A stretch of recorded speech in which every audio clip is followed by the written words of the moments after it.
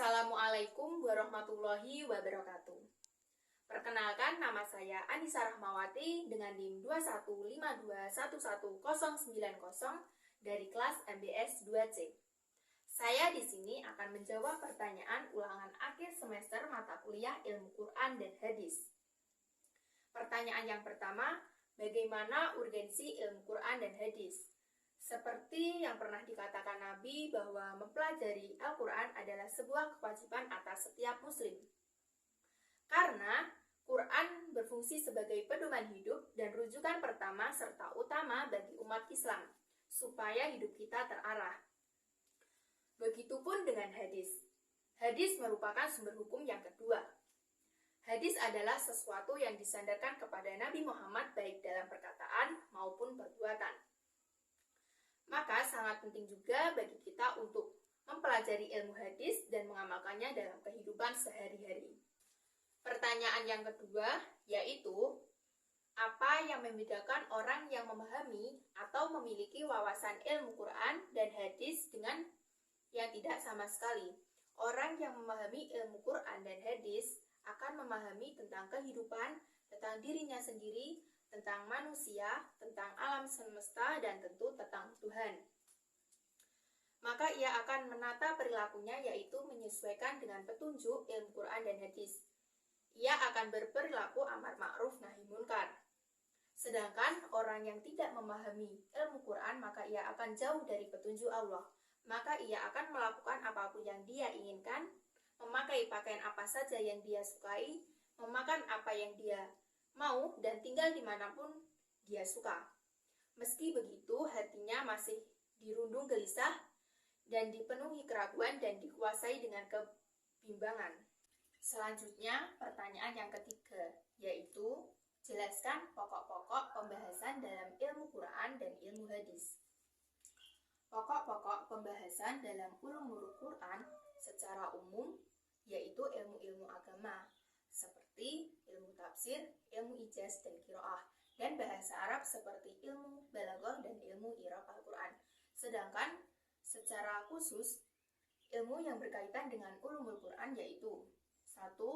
Ilmu yang berkaitan dengan turunnya atau nuzul, seperti waktu, tempat, sebab-sebab, dan sejarah turunnya Al-Quran. Yang kedua, urut-urutan ayat.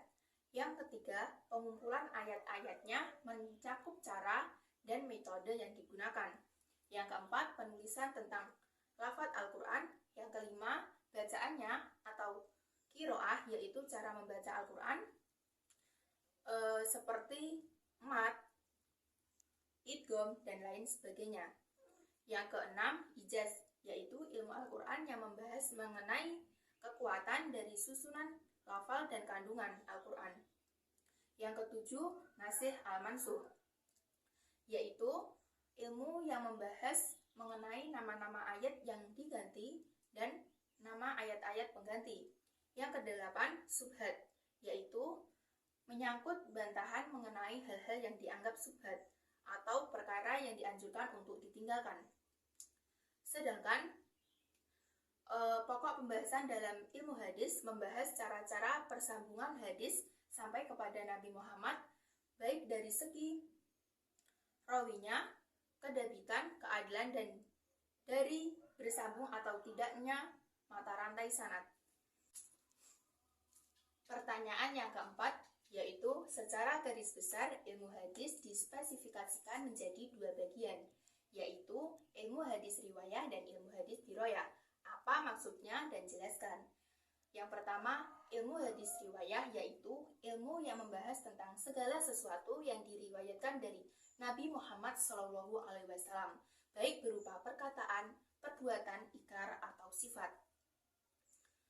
Objek kajian ilmu ini juga mencakup cara periwayatan dari segi cara penerimaan dan cara penyampaian dari seorang perawi ke perawi lainnya. Yang kedua, ilmu hadis dirayah, yaitu ilmu yang membahas tentang kaidah-kaidah untuk mengetahui keadaan sanad, matan, cara tahammul, adaul hadis, dan sifat perawi. Objek kajian ilmu ini mengenai sanad dan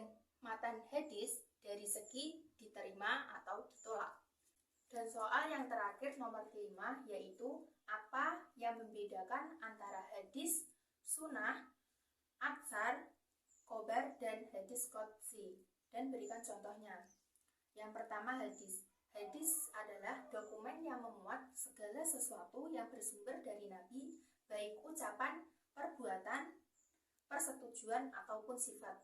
Contohnya hadis tentang niat yang diriwayatkan oleh muttafaqun alaih. Yang kedua, sunnah. Sunnah adalah segala hal yang mencakup perbuatan dan kebiasaan Nabi SAW. Contohnya, zikir pagi dan petang, serta sholat tahajud seperti yang dilakukan Rasulullah. Yang ketiga, atsar. Lebih sering digunakan untuk sebutan bagi perkataan sahabat Nabi Muhammad SAW, meskipun kadang-kadang dinisbahkan kepada beliau. Contohnya, perkataan seorang tabi'in yaitu Ubaidillah bin Abdillah bin Utbah bin Mas'ud. Yang keempat, khobar. Khobar adalah segala sesuatu yang datang atau berasal dari selain Nabi, seperti sahabat dan tabi'in. Contohnya, perkataan Ali bin Abi Thalib yang diriwayatkan oleh Abu Daud, yaitu termasuk sunnah ialah meletakkan tangan di bawah pusar sewaktu melakukan sholat. Dan yang terakhir yaitu hadis qudsi, merupakan kalam Allah yang tidak tertulis dalam Al-Quran, namun disampaikan melalui perantara Nabi Muhammad SAW. Contohnya seperti hadis yang diriwayatkan oleh Abu Hurairah, dia berkata, telah bersabda Rasulullah, ketika Allah menetapkan penciptaan makhluk, dia menuliskan dalam kitabnya ketetapan untuk dirinya sendiri, sesungguhnya rahmatku, kasih sayangku mengalahkan murkaku. Baik, terima kasih. Itu jawaban UAS mata kuliah Ilmu Quran dan Hadis dari saya. Apabila ada salah dan kurangnya, mohon maaf. Billahi taufiq wal hidayah. Wassalamualaikum warahmatullahi wabarakatuh.